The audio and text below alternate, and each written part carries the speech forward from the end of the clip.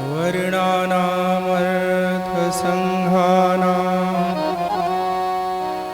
रसानां छन्दसामपि मङ्गलानां च कर्तारो वन्दे वाणी विनायको भवानी शङ्करो वन्दे श्रद्धा विश्वासरूपिणो याभ्यां विना न पश्यन्ति सिद्धाः स्वान्तस्तमीश्वरम् वन्दे बोधमयं नित्यं गुरुं शङ्कररूपिणं यमाश्रितो हि वक्रोऽपि चन्द्रः सर्वत्र वन्द्यते सीतारामगुणग्राम पुण्यारण्यविहारिणौ वन्दे विशुद्धविज्ञानौ कवीश्वर कपीश्वरौ उद्भवस्थितिसंहारकारिणीं क्लेशहारिणीं सर्वश्रेयस्करीं सीतां नतोऽहं रामवल्लभाम्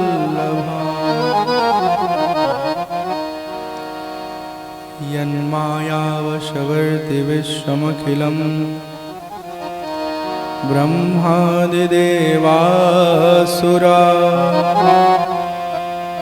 यत्सत्त्वादमृषैव भाति सकलं रज्जौ यथा अहेर्भ्रमः यत्पादप्लवमेकमेव हि भवाम्बोधे स्थितिर्षावता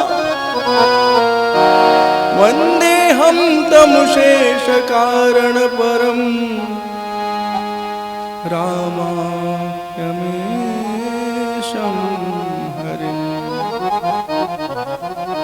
रामाख्यमीशं हरिम् रामाख्यमीशं हरिम्। जैसे ऐसे करें वैसे आवाज़ थोड़ा थोड़ा कम करते रहिए। रुक जाए रुक दीजिए। सियापति रामचंद्र भगवान की जय। बोलो भाई सब संतन की जय। उमापति महादेव की जय। श्री सद्गुरुनाथ महाराज की जय। हनुमान जी महाराज की जय। अपने अपने माता पिता की जय। सब संतन भक्तन की जय। सनातन धर्म की जय। कल की कथा में हम सबने श्रवण किया, प्रभु श्री राम जब जनकपुर पहुंचते हैं, अपने स्थान पर पहुंच करके विश्राम करके जलपान आदि के उपरांत वो देखते हैं लक्ष्मण जी के मन में चाह है कि नई नगर है, चल के देखा जाए।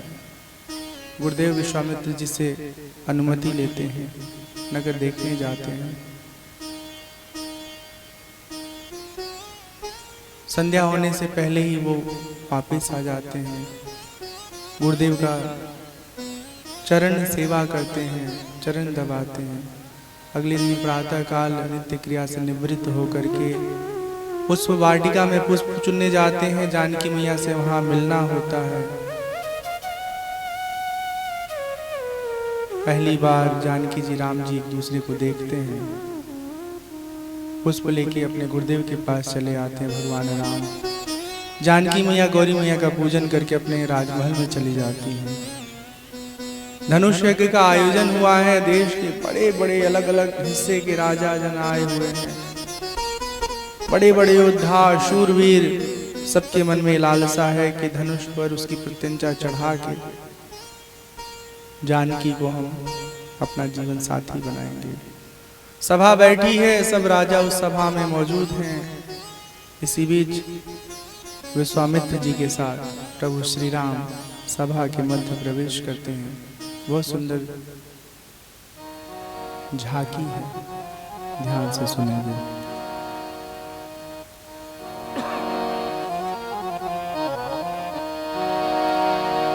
रंग भूमि आए दो भाई, असि सुधि सब पुरबासी भाई। रंग भूमि आए दो भाई, असि सुधि सब पुरबासी भाई। चले सकल गृह काज बिसारी, बाल जुबान जरठ नर नारी।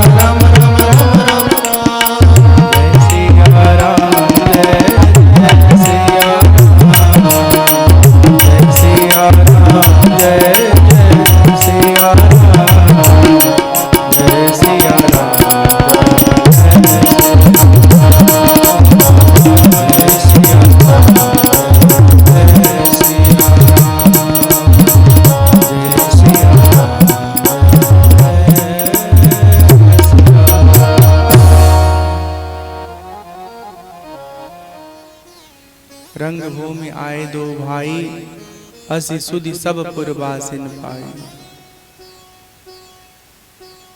जनकपुर के लोगों को जब मालूम चला है, सब लोग अपना कार्य छोड़ करके भगवान के दर्शन के लिए सभा के आसपास जुट जाते हैं।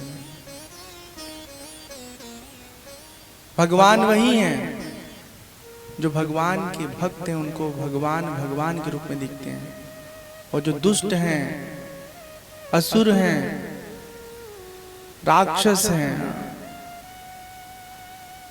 उनको भगवान महाकाल के रूप में दिखते हैं। जिनके रही भावना जैसी, प्रभु मूरत तिन्ह देखी तैसी। ये केवल भगवान के संदर्भ में नहीं, हम सब भी जो संसार में एक दूसरे के बारे में राय बनाते हैं ना, बहुत ध्यान से सुनिएगा। हम जो देखते हैं बाहर का दृश्य ना, जैसा बाहर का दृश्य वैसा नहीं देखते, जैसा हमारा देखने का नजरिया होता है वैसा हम देखते हैं। जैसे मान लीजिए हम ब्लैक चश्मा पहन लेते हैं, ठीक है, एकदम भरी दोपहरी में बैठे हुए हैं, लोग कहते हैं पागल आदमी, धूप में जल रहा है। ये सही बात है कि हम धूप में जल रहे हैं, हमारा शरीर जल रहा है, लेकिन चूंकि अखिया पे लगा हुआ है थोड़ा काला काला वाला चश्मा, ठीक है ना, तो हमके दिखने में ऐसा लगा रही है धूप तो है ही नहीं है। चूंकि दिख नहीं रहा है धूप, तो धूप का असर हो रहा है, लेकिन उस समय हमको महसूस कम होगा, ठीक है। हमारी जैसी दृष्टि होती है वैसा ही हम सामने व्यक्ति विशेष में दर्शन करते हैं। जो भक्त होते हैं उनको पूरी दुनिया भक्त से भरी दिखती है, और जो लोभी लालची चतुर होते हैं, कुटिल होते हैं, हाँ, वो सबसे डरते रहते हैं, क्योंकि लगता है हम जैसे हम कुटिल वैसे सब कुटिल होंगे। अगली बार जब कभी कोई आपको बुरा लगे, तो सबसे पहले इस बात पर विचार करिएगा कि सचमुच बुरा है या हमारा सोचने का नजरिया बुरा है। तो फिर हम शिकायत करना बंद कर देंगे, दूसरे के ऊपर दोष लगाना बंद कर देंगे। जिनकी रही भावना जैसी, प्रभु मूरत तिन्ह देखी तैसी। परमात्मा वही है, परब्रह्म कृष्ण के रूप में द्वापर में अवतार लिए, त्रेता में राम जी के रूप में अवतार लिए, उनके भिन्न भिन्न अवतार हुए, विष्णु भगवान के रूप में, शिव जी के रूप में, सबके मूल में वही एक परब्रह्म है, लेकिन रूप अलग अलग होने से, उनके जीवन का ढंग अलग अलग होने से हम सबके चित्त पर असर अलग अलग होता है। जैसे जो बहुत विरक्त भाव का है उनको भगवान शिव जी बहुत पसंद है, जो बहुत मर्यादित जीवन जीने में लालायित रहता है, उत्सुक रहता है, उसको राम जी बहुत पसंद आते हैं। शिव जी के पास कुछ नहीं है, ऐश्वर्य नहीं है, संपत्ति नहीं है, फक्कड़ बाबा है। अब जिसको संसार भी चाहिए, ऐश्वर्य भी चाहिए, मर्यादित जीवन भी चाहिए, वो स्वतः राम जी को पसंद करने लगते हैं। कुछ चुलबुले टाइप के लोग होते हैं, नटखट चॉकलेटी, उनको भगवान कान्हा कृष्ण कन्हैया लाल पसंद आते हैं। ऐसा नहीं है कि भगवान कृष्ण नॉन सीरियस हैं, गंभीर नहीं है, बहुत गंभीर है। सोचिए भगवान कृष्ण का जो व्यवहार है, जो उनका ज्ञान है, रणभूमि के बीच में श्रीमद् भगवत गीता का उपदेश करते हैं। कैसा उनका विचार होगा, कैसी उनकी मति होगी, कैसी उनकी गंभीरता होगी। वो जो राधा और गोपियों के साथ खेलते हुए कृष्ण दिखते हैं, केवल उतना ही कृष्ण का स्वरूप नहीं है। कृष्ण जी के ज्ञान को तो हम समझते ही नहीं हैं, बस उनको नचनिया बना के चौराहे पर नचाते रहते हैं। आजकल झांकी का प्रचलन चला हुआ है, दशहरा में, शिवरात्रि में। कौन? तो हमारे भगवान कृष्ण, राधा, शिव जी, पार्वती जी, इनका रूप धारण करके ये जो लीला करने वाले कलाकार होते हैं बीच चौराहे पे नाचे जा रहे हैं। और कभी कभी तो गाना इतना चौपट होता है कि गाने का भाव अगर आप सुन लीजिए तो समझ में आता है कि ये तो बहुत ही गलत बात हो रहा है।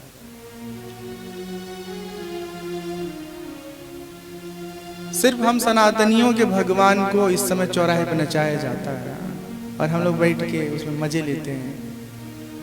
नाच ही देखना है तो नाचने वाले को कहिए कि तुम ही सज सवर के बनो, नाचो, आनंद लेंगे। भगवान का रूप धारण करके क्यों नाच रहे हो? ये बात लोग समझते नहीं है। एक कार्यक्रम में लोग नचवा रहे थे, हमने कहा ये अनुचित है। बोले स्वामी जी डिमांड है इसी चीज का। डिमांड एंड सप्लाई बिजनेस में होता है, भक्ति में नहीं होता है।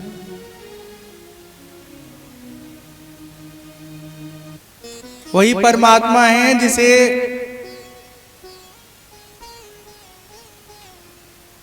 भक्ति वाला हृदय मिला है, जिसने अपने आप को साफ सुथरा किया, उसको भगवान के रूप में दिखते हैं। जो दुष्ट है उसको महाकाल के रूप में दिखते हैं।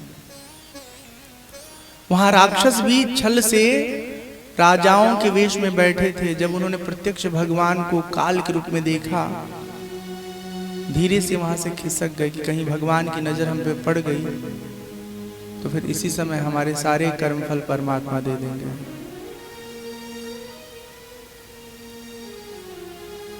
सबु मंचन ते मंचु एक सुंदर विसद विशाल, मुनि समेत दो बंधु तहाँ बैठा रे महिपाल। जो सबसे सुंदर मंच है, उस मंच पर विश्वामित्र जी, राम जी, लक्ष्मण जी विराजमान होते हैं।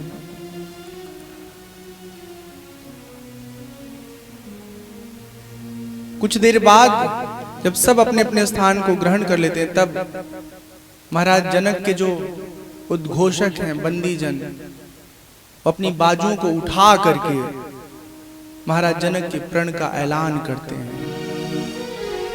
बोले बंदी बचन बरा, सुनहु सकल महीपाल,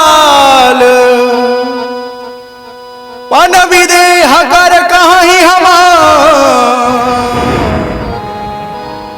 भुजा उठाई विशाल,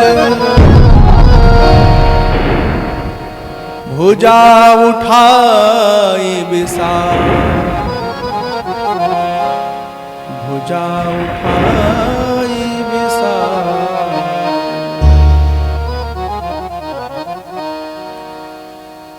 बोले बंदी बचन बरा, हे समस्त यहाँ उपस्थित अतिथिगण, राजागण, अलग अलग राज्य से आए हमारे आगंतुक जन, आप सबके मध्य महाराज जनक के प्रण को हम कहने जा रहे हैं। सभा के मध्य जो शिव जी का जो विशाल काय धनुष है, जो कोई भी उठाकर उस पर उसकी प्रत्यंचा चढ़ाएगा, उसे जानकी जी अपने जीवन साथी के रूप में चुनेंगे।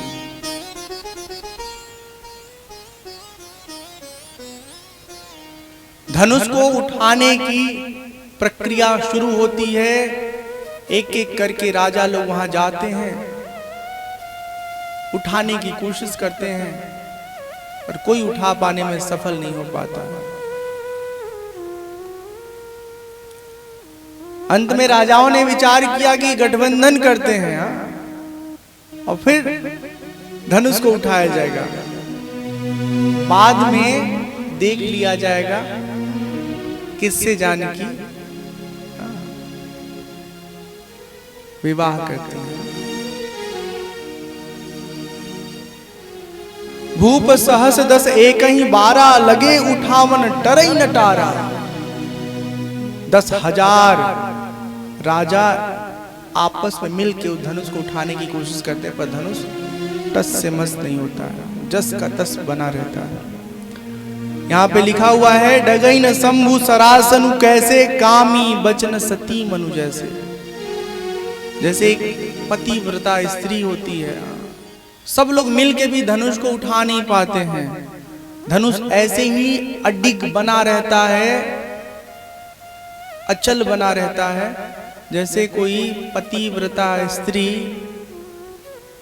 किसी भी प्रकार के प्रलोभन के मिलने के बाद भी वो अपने धर्म से च्युत नहीं होती है, अपने पति के अलावा किसी अन्य की तरफ वो ध्यान नहीं देती है। सब नृप भय जोग उपहासी जैसे बिनु विराग सन्यासी। सब राजा ऐसे उपहास के पात्र हो गए जैसे कोई सन्यासी तो बन गया है पर उसके भीतर वैराग्य नहीं है। और ये स्थिति किसी और की नहीं, हमारी स्वयं की भी ऐसी ही है। घर छूटा,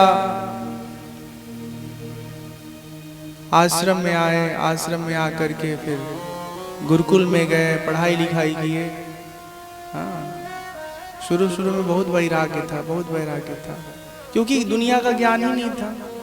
जब सब कुछ पढ़ लिए तब आसक्ति, राग सब आ गया। आध्यात्म से संबंधित ऐसी कोई भी जानकारी, ज्ञान, बात नहीं है जो हमको मालूम ना हो, पर फिर भी संसार में मन जाके चिपक जाता है।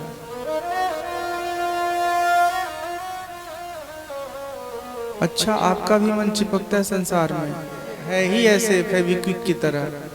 अगर संसार में आप आएंगे जाएंगे, हाँ, तो वैसे ही होगा कि बैठोगे आग के पास, माना खुद को बचाते रहोगे, मगर पल पल सेक भी खाते रहोगे। संसार आग की तरह, इसमें जब आते हैं हम तो इसके प्रभाव से वंचित नहीं रह पाते। बड़े बड़े लोग धराशायी हो गए हैं। इसलिए जो सचमुच भगवान का भक्त होता है, जो मुक्ति चाहता है, वो कभी संसार में नहीं आता। ये कथा प्रवचन सुनाना, लोगों को अंधकार से प्रकाश के मार्ग पे ले जाना, ये सिर्फ वासना का हिस्सा है। साधक के लिए कहा गया है कि स्वयं को पहले मुक्त करो, उसके बाद जीवन के अंतिम क्षण में यदि तुम अनुभव करो कि सचमुच मुक्त हो चुके हो, संसार के विषय वस्तु में तुम्हारा रत्ती भर खिंचाव लगाव नहीं है, तब लोगों को ज्ञान दो। ठीक है, तो जब हमारी तरह कच्चा बच्चा लोग आके ज्ञान देते हैं ना, दूसरे का भला तो हो जाता है, लेकिन हमारा जो हम जैसे लोग हैं उनका जीवन चौपट हो जाता है। अब आप कहेंगे ये सब बता रहे हैं, तो दूसरे के बारे में बताना बहुत आसान है, मजेदार तब होता है बात जब अपने बारे में आदमी असलियत बताए। हाँ, सब नृप भय जोग उपहासी जैसे बिनु विराग सन्यासी। जैसे कोई सन्यास तो ले लिया, अगर उसके भीतर वैराग्य नहीं है तो फिर क्या करेगा वो? तो दुनिया को कहेगा ये दुनिया मोह माया है, पैसे के पीछे मत भागो, और खुद ही पैसा बटोरने में लगा रहेगा। इसको कहते हैं वद तो वैघात दोष। जो कह रहे हैं उसी के विपरीत चल रहे हैं। लेकिन एक बात अच्छे से समझ लीजिए आप लोग, बहुत बहुत महत्वपूर्ण बात बता रहे हैं। बात केवल हमारी नहीं है, बात हम सबकी है। संन्यास ले लेने मात्र से कोई सन्यासी नहीं हो जाता। भक्ति के मार्ग पर चलने मात्र से कोई बहुत बड़ा भक्त नहीं हो जाता। उसके लिए लगना पड़ता है, सालों साल निरंतर साधना में जब लीन रहता है, कोई लगा रहता है, तब जाकर के उसको मक्खन मलाई मिलता है, भगवत दर्शन प्राप्त होता है। हमारे अंदर आसक्ति है और हम अब छोड़ दे साधन करना, अरे इतना दिन किए अब क्या होगा, आगे बढ़ ही नहीं रहे हैं। फिर जहां से चले वहीं जाके सड़क के पहुंच जाएंगे। ये मन जो है ना, मन इसकी प्रवृत्ति है बार बार सरक सरक के संसार में, विषय प्रदेश में जाना, ये जाता रहता है। साधन भजन के माध्यम से इसकी जो ये प्रवृत्ति है ना संसार में सरकने की, संसार में जाने की, जब हम साधन भजन करते हैं तो हमारा मन वहां न जाके स्थिर रहता है, अपनी जगह पर टिका रहता है। एक सुंदर उदाहरण बता रहे हैं आपको। पिता ने 10 बीघे जमीन और 10 लाख रुपए बेटे को मरने से पहले नाम कर दिया। अब वो बेटा क्या कर रहा है? वो 10 लाख को 15 लाख में नहीं बदल पा रहा है। कोई दुख की बात नहीं, अच्छी बात है कि 10 बीघे जमीन और 10 लाख रुपए वो बचा के रखा हुआ और साथ साथ जीवन भी अपना चला रहा है। बुरी बात तब हो जाती है कि 10 का 10 लाख रुपए सारा खर्च कर दिया, जमीन बेच दिया और फटे हाल जो है अपना जीवन काट रहा है। साधना में बहुत उन्नति नहीं मिल पा रही है, कोई बात नहीं, लेकिन अवनति भी नहीं होनी चाहिए। और अवनति का कारण है विषय संग, गलत संग।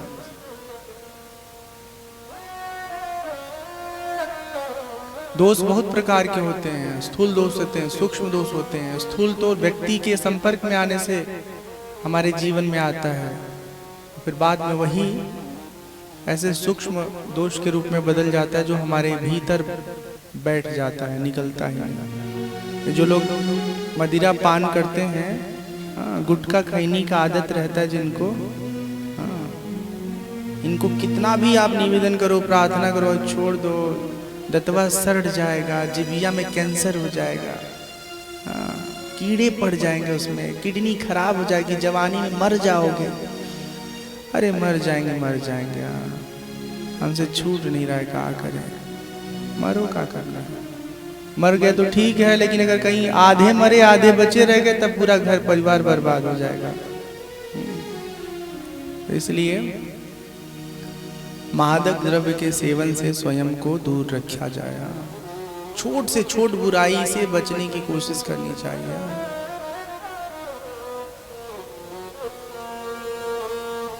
हम बता रहे थे कोई सन्यासी बन जाए, कोई भक्ति के मार्ग पे आगे चलना चाहे, आगे बढ़ना चाहे, तो पहले दिन से ही उसको सफलता नहीं मिल पाती, लगना पड़ता है। एक होता है वृत्ति साधना, वृत्ति सन्यासी, एक होता है सिद्धि सन्यासी, सिद्धि साधक। जब 10 साल 15 साल 20 साल 25 साल 30 साल 40 साल आप साधना में लगे रहते हैं, रोज थोड़ा थोड़ा करते हैं, तब एक दिन ऐसी उपस्थिति हमारी होती है, ऐसी उपलब्धि हमारी होती है कि फिर आनंद के सागर में मौज करते हैं, अपने स्वरूप के सुख में पूरी तरह निमग्न रहते हैं। संसार के विषय वासना से हम छूट जाते हैं। लेकिन पहले दिन अगर कोई सोचे कि सब कुछ मिल जाएगा तो नहीं मिलता है। इसलिए जब भी किसी साधक को देखिए, चाहे वो पैंट शर्ट में हो, चाहे हमारी तरह गेरू कपड़ा पहना हो, ये मत मान लीजिए कि तो पक गए हैं। बस ये कहिए भगवान से कि भगवान ये रास्ते पे जो चले हैं इनको इनकी मंजिल दिला दीजिएगा। बहुत कठिन है मंजिल का मिलना। जब देखते हैं जनक जी महाराज की कोई धनुष तोड़ नहीं पाता है, उठा नहीं पाता है, उस पर उसकी प्रत्यंचा नहीं चढ़ा पाता है। धनुष तोड़ने की तो बात ही नहीं थी, सिर्फ प्रत्यंचा चढ़ाने की बात है। चूंकि टूट जाता है राम जी के हाथों तो शब्द मुख में आगे टूट गया। बिलख करके, बहुत विह्वल हो करके, दुखी मन से जनक जी सभा के मध्य कहते हैं, अब जनिको माखे भटमानी, वीर विहीन मही में जानी। कोई अपने आप को अब योद्धा वीर पुरुष न माने। हमें समझ में आ गया कि इस धरती पर कोई वीर नहीं बचा।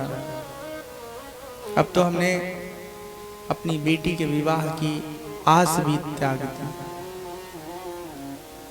जैसे ही लक्ष्मण जी के कानों में बात पहुंचती है, लक्ष्मण जी तमक के खड़े होते हैं, कहते हैं ध्यान रहे, ध्यान रहे महाराज जनक, रघुवंशी नमः जह कहु होई, तेहि समाज अस कहि न कोई।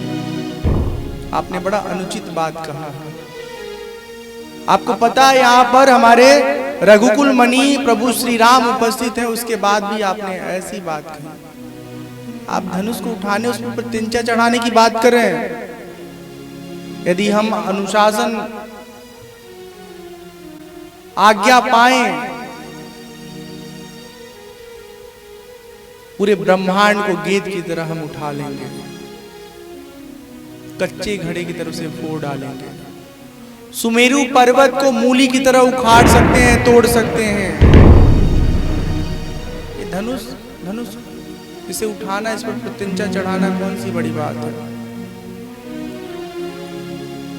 राम जी संकेत करते हैं, लक्ष्मण जी जितने तमतमा के उठते हैं उतने ही जल्दी शांत हो जाते हैं।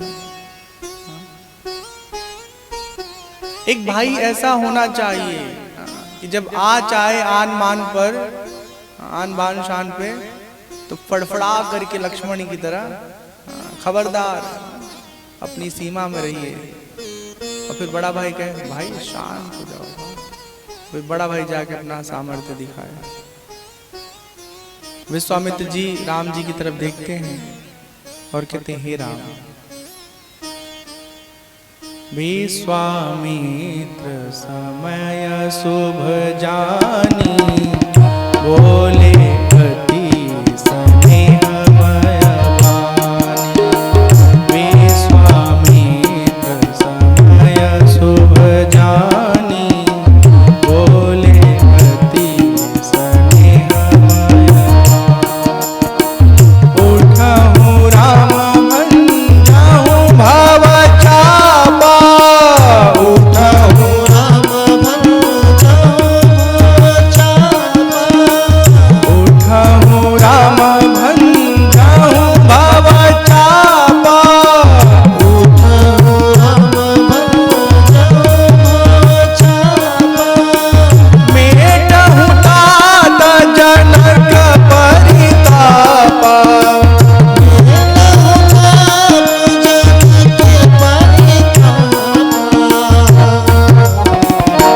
सुनि गुरु बचन चरण सिरुनावा, सुनि गुरु बचन चरण सिरुनावा। हर्षु विषादु न कछु और आवा, हर्षु विषादु न कछु और आवा।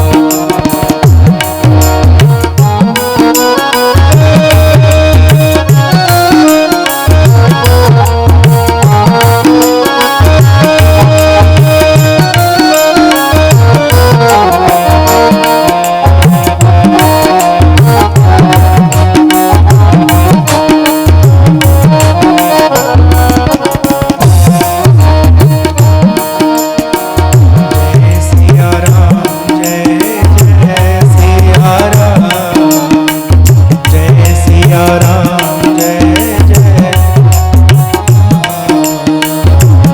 सिया राम, जय सिया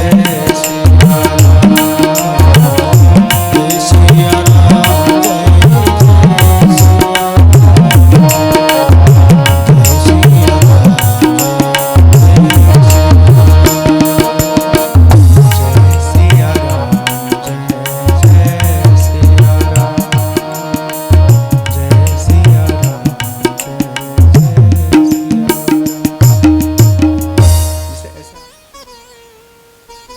विश्वामित्र जी राम जी को जब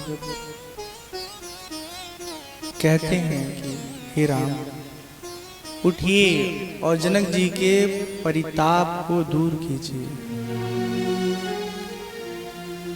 राम जी अपने स्थान से उठते हैं, गुरुदेव को प्रणाम करते, पर ऐसा नहीं है कि बड़े खुश हो गए हैं, एकदम उछल रहे हैं, अब हमको मौका मिला है हम अपना जलवा दिखाएंगे, ऐसा कुछ नहीं।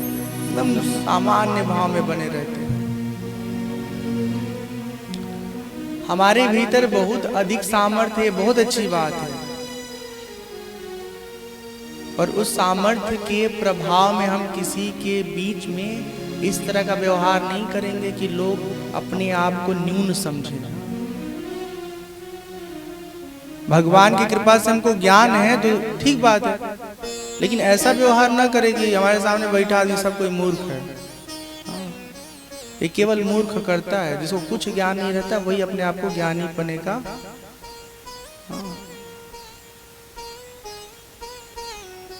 व्यवहार करता है।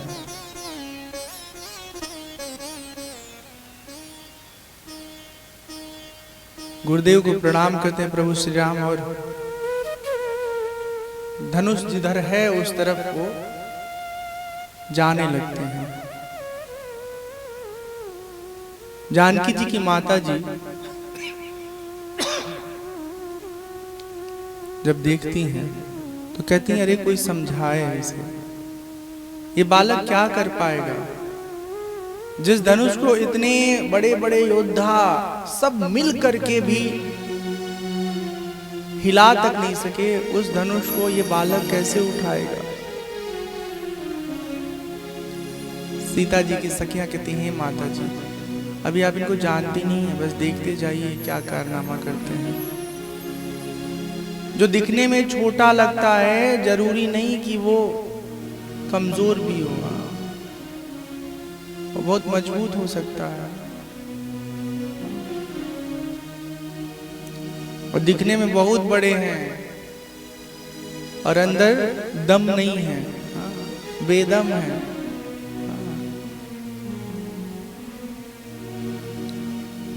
तो फिर बड़ा दिख लीजिए, अंदर दम ही नहीं है।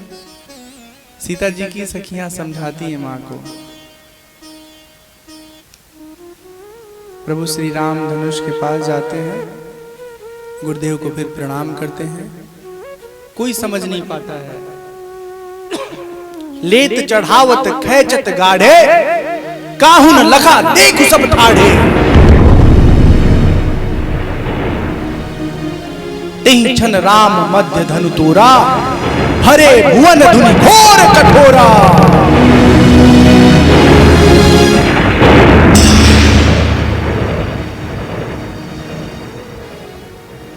अगले ही पल सब लोग देखते हैं भगवान श्री राम के हाथों में धनुष दो हिस्से में विभक्त हुआ दिखाई देता है। किसी को समझ नहीं आता कब भगवान ने उठाया, कब उस पर उसकी प्रत्यंचा चढ़ाई और कब दबाव से वो धनुष दो हिस्से में विभक्त हो गया। चारों तरफ भगवान श्री राम की जय जयकार होने लगती है। सियापति रामचंद्र भगवान की जय। शर्त नियम के अनुसार राम जी जानकी जी के जीवन साथी बन गए। महाराज जनक अपनी बेटी से कहते हैं, पुत्री वरमाला लेके सभा के मध्य आइए और अपने इस वीर पुरुष को अपना जीवन साथी बनाइए। सीता मैया अपने सहेलियों के साथ आती हैं, भगवान के सामने खड़ी हैं। भगवान इतने लंबे हैं कि उनके गले तक हाथ नहीं पहुंच रहा है। अब वरमाला पहनाए तो कैसे पहनाए। सखियां गा गा के राम जी से निवेदन करती हैं, हे राम जी अरे थोड़ा सा झुक जाइए, झुक जाइयो लला एक बार, झुक जाइयो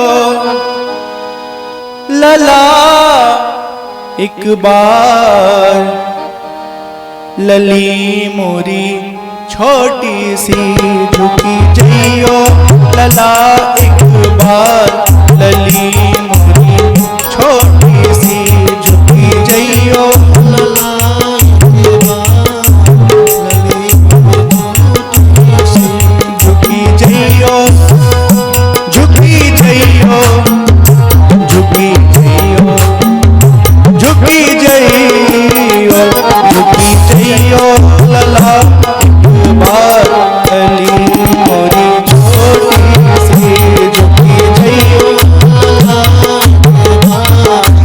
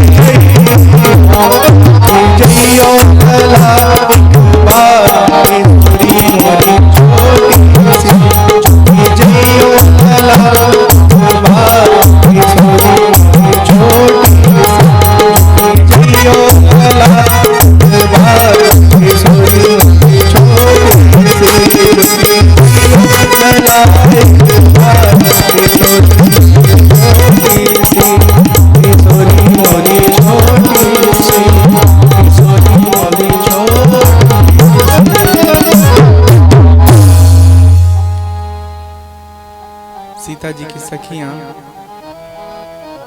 राम जी से निवेदन करती हैं। लक्ष्मण जी इशारा करते हैं जानकी मियाँ से, अब एकदम सावधान रहिए, बस हम आ रहे हैं आपके कार्य को सिद्ध करने में सहयोग बन के। लक्ष्मण जी आते हैं, थोड़ा लड़खड़ाते हैं, राम जी उनको उठाने के लिए जैसे झुकते हैं, तब से जानकी मैया उनके गले में वरमाला पहना देती हैं। रघुबर उर जयमाल देख देववर सही सुमना, सकुचे सकल भुआल जन बिलो की रवि कुमुद गना। भगवान श्री राम जी के हृदय पर जयमाला देखकर देवता लोग आकाश मार्ग से पुष्पों की वर्षा करते हैं। वहां उपस्थित सब राजागण ऐसे ही सकुचा जाते हैं, लज्जित हो जाते हैं, जैसे सूर्य को देखकर कुमुद सिकुड़ सा जाता है। सब कुछ बहुत अच्छा था, सब कुछ आनंदमय था, लेकिन इसी बीच परशुराम जी का आगमन होता है। जब धनुष टूटता है तो बड़ी घोर की गर्जना होती है। वो तपस्या कर रहे थे, पहचान जाते हैं कि ये आवाज किसी साधारण धनुष की नहीं है। फिर वहीं से वो चल देते हैं जनकपुर के लिए। सभा के मध्य पहुंचते हैं, धनुष को दो हिस्से में विभक्त जब देखते हैं, आवेश में भर जाते हैं। किसने तोड़ा है धनुष? किसने तोड़ा है? बार बार ऐसे गर्जना करके पूछ रहे हैं। सबकी हालत खराब है, कोई बताने को तैयार नहीं है।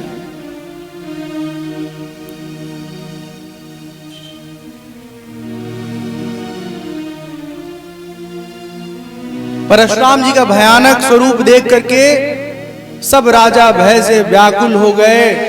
अपने पिता का नाम ले ले करके सब लोग अपना परिचय देने लगे। कहीं हमारे पिताजी से परिचित होंगे, हमको माफ कर देंगे।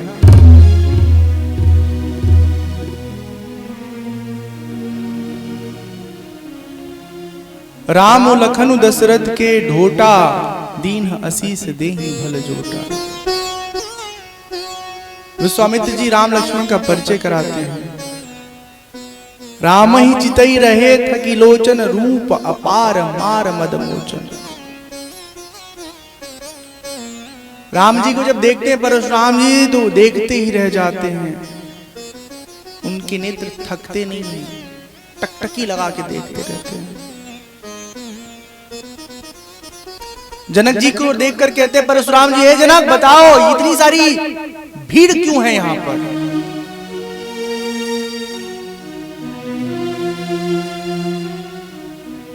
सारी जानकारी उन्हें प्राप्त होती है। बार बार पूछ रहे किसने तोड़ा है धनुष, बता दो नहीं तो फरसे से सबको मार डालेंगे। लक्ष्मण जी कहते हैं मुस्कुराते हुए, एक धनुष के टूटने से आप इतना नाराज हो रहे हैं? बैठिए, थके होंगे, आप चल के आए हैं, विश्राम कीजिए। इस धनुष से इतना प्रेम है तो इसे ठीक कराने की कोशिश की जाएगी।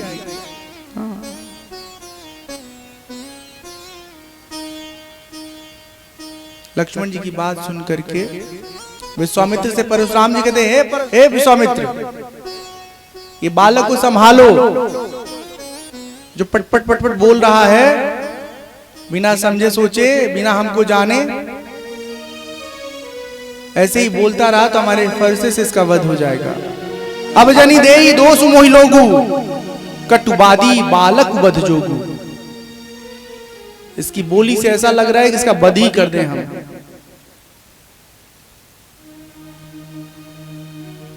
राम जी कहते हैं, हे नाथ, लक्ष्मण की अभी समझ विकसित नहीं हुई है, बालक है, उन्हें क्षमा कर दीजिए।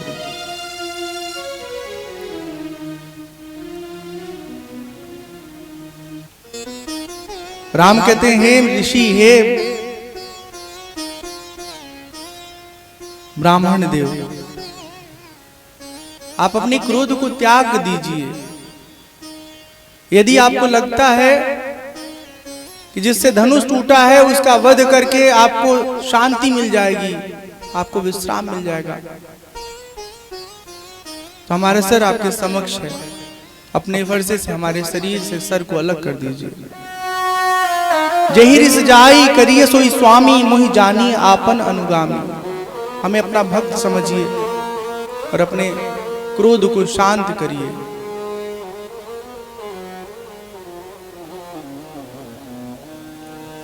जब परशुराम जी इस प्रकार से राम जी को सुनते हैं तब उन्हें समझ में आ जाता है कोई साधारण क्षत्रिय नहीं है, क्योंकि क्षत्रिय जो जन्मजात होते हैं ना, वो थोड़े से आवेश में एकदम से तमतमा जाते हैं। परशुराम जी बार बार क्रोधित हो रहे हैं, फिर भी राम जी समचित्त होकर के शांत भाव से उत्तर दे रहे हैं। राम जी कहते हैं परशुराम जी से, विप्र वंश के असि प्रभुताई, अभय होई जो तुम्हें डिराई। ब्राह्मण वंश की ऐसी प्रभुता है कि जो आपसे डरता है वो सबसे निर्भय हो जाता है। बातें सुन करके परशुराम जी को आभास होता है कहीं ऐसा तो नहीं कि भगवान विष्णु का अवतार हो चुका हो। उनके पास एक विष्णु जी का दिया हुआ धनुष था, जैसे ही राम जी की तरफ बढ़ाते हैं स्वतः वो धनुष राम जी के हाथों में जाकर के स्थित हो जाता है। परशुराम जी पहचान जाते हैं कि ये कौन है। जाना राम प्रभाव तबा, पुलक प्रफुल्लित गात, जोरी पानी बोले वचना, हृदय न प्रेम अमात। हाथ जोड़ करके परशुराम जी प्रेम से, प्रफुल्लित मन से, पुलकित होकर के भगवान श्री राम को प्रणाम करते हैं, उनकी स्तुति गान करते हैं और कहते हैं हे नाथ हमें क्षमा कर दीजिए, हमने आवेश में आपको पहचानने बगैर न जाने क्या क्या कह दिया। भगवान श्री राम उन्हें क्षमा कर देते हैं। परशुराम जी भगवान राम को प्रणाम करके अरण्य में चले जाते हैं, तब तपस्या करते हैं और अपने जीवन के उद्देश्य को पूर्ण करते हैं। उनके जाने के बाद जनकपुर में फिर से सब परिस्थिति सामान्य हो जाती है। विश्वामित्र जी कहते हैं हे जनक जी, अब अवधपुर दूत भेजिए। महाराज दशरथ अपने स्वजन संबंधी जन के साथ आए और विधि विधान से वैदिक रीति से राम का विवाह संपन्न हुआ। दूत को अवधपुर भेजा जाता है। दूत वहां जब जाते हैं तो दशरथ जी दूतों से मिलते हैं। उनको भरोसा ही नहीं होता है कि उनके राम लक्ष्मण इतना बड़ा पराक्रम दिखा चुके हैं। पूछते क्या सचमुच आप हमारे पुत्रों की प्रशंसा और उनकी जानकारी लेके आए हैं? हमें ही पहुंचाना था यह संदेश? ये पूरी तरह सच है? हमारे पुत्रों को आप कैसे पहचानते हैं? दूत कहते हैं आपके पुत्र सूर्य के समान हैं। जैसे सूर्य को देखने के लिए, जानने के लिए किसी अन्य वस्तु की आवश्यकता नहीं पड़ती है, उसी प्रकार से आपके पुत्रों को जानने के लिए, पहचानने के लिए किसी भी अन्य वस्तु साधन की आवश्यकता नहीं पड़ती। तो जब से हमारे नगर जनकपुर में आए हैं, प्रत्येक घर के लोग उन्हें प्रेम करते हैं। उनके पराक्रम, उनके पौरुष, उनके बल के सब लोग प्रशंसक हैं, गवाह हैं। नगर को सजाया जाता है, संवारा जाता है। राम जी के विवाह की खबर सुन करके राम जी के सभी साथी, सभी स्वजन सज धज के तैयार हो जाते हैं राम जी के बारात जाने के लिए। सब लोग बहुत उत्सुक हैं। वाहनों को सजाया जाता है, संवारा जाता है और फिर ढेर सारे लोग वाहन पर बैठ करके जनकपुर की ओर प्रस्थान करते हैं। बोले सियापति रामचंद्र भगवान की जय। जानकी मैया अपनी सेविका रिद्धि सिद्धि को आदेश दी हैं कि हमारे ससुराल से जो लोग आ रहे हैं उनको किसी प्रकार का कोई कष्ट नहीं होना चाहिए। कुछ कुछ दूरी पर जलपान, भोजन, विश्राम, मनोरंजन, हर प्रकार की आवश्यकता का ध्यान रखते हुए सारा समुचित उत्तम प्रबंध किया गया है। बारात चलते चलते चलते चलते जनकपुर पहुंच जाती है। महाराज को जैसे ही मालूम चलता है जनक जी आते हैं, दशरथ जी की अगुवानी करते हैं, उनका स्वागत करते हैं, उनका सम्मान करते हैं। और आज बहुत दिनों के बाद महाराज दशरथ राम जी को अपनी आंखों से देखते हैं, उन्हें अपने हृदय से लगाते हैं। भरत, शत्रुघ्न, लक्ष्मण सब एक दूसरे से मिलते हैं, सब लोग बहुत सुखी होते हैं।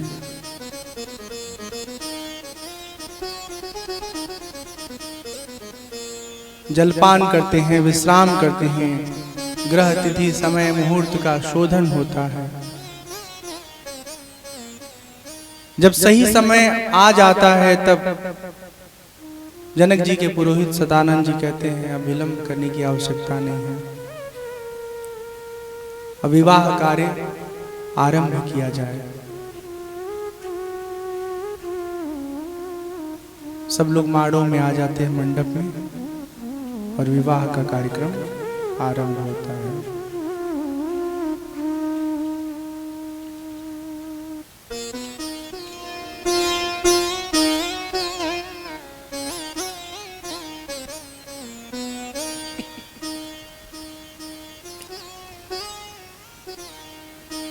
कुंवर कुंवरी कलभावरी दे, नयन लाभु सब सादर ले।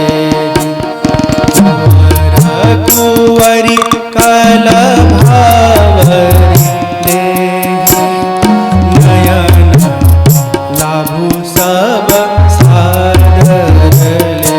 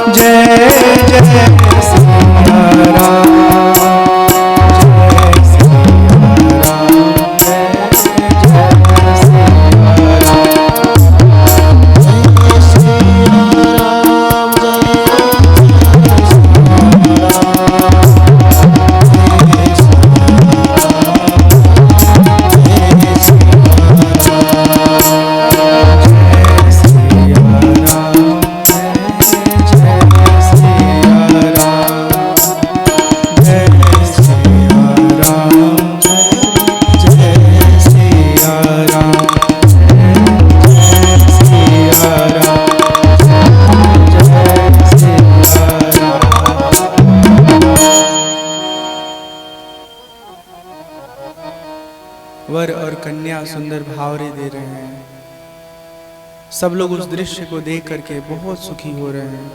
ऐसी सुंदर जोड़ी है कि जिसकी कोई उपमा नहीं मिल रही है। तो कहते हैं ना, कितना सुंदर उनके नियत एकदम कितना सुंदर लगा था। भगवान सीताराम की जोड़ी की कोनो उपमा ही नहीं है। ऐसा सुंदर मंडप बना है कि हर खंभा में सबको अपनी छवि दिख रही है।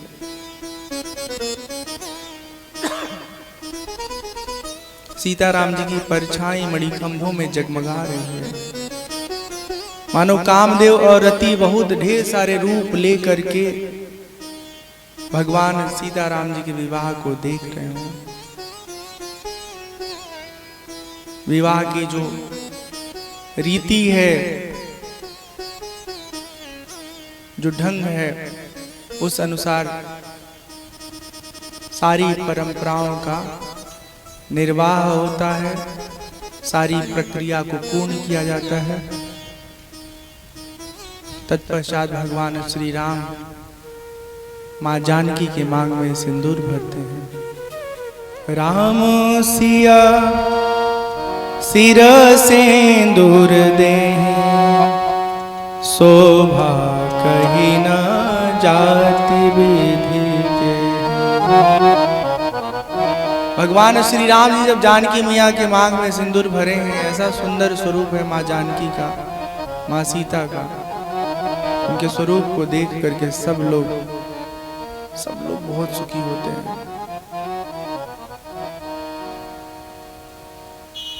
जनक जी के एक भाई हैं कुशध्वज, उनकी 3 बेटियां हैं।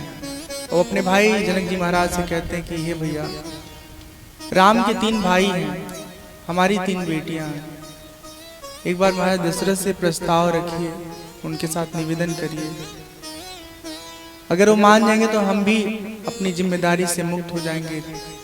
चारों बहनें एक साथ एक परिवार में रहेंगी, जीवन भर सुखी रहेंगी। जनक जी जब दशरथ महाराज से निवेदन करते हैं इन रिश्तों के लिए, तो अपनी सहमति दे देते हैं। और उसी सभा में, उसी मंडप में जिस प्रकार से राम जी का विवाह हुआ है, ठीक वैसे ही लक्ष्मण भरत शत्रुघ्न जी का भी विवाह संपन्न हो जाता है। कुशध्वज जी की जो बड़ी बेटी मांडवी, उनका विवाह भरत जी के साथ होता है। उर्मिला जी का विवाह लक्ष्मण जी के साथ, और जो श्रुतकीर्ति हैं उनका विवाह शत्रुघ्न जी के साथ संपन्न हो जाता है।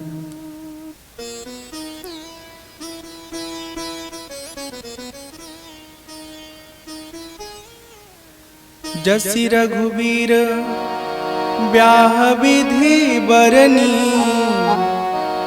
सकल कुंवर ब्याहे तेहि करनी। जिस प्रकार से राम जी का विवाह संपन्न हुआ, उसी प्रकार से तीनों भाई तीनों बहनों का विवाह संपन्न होता है।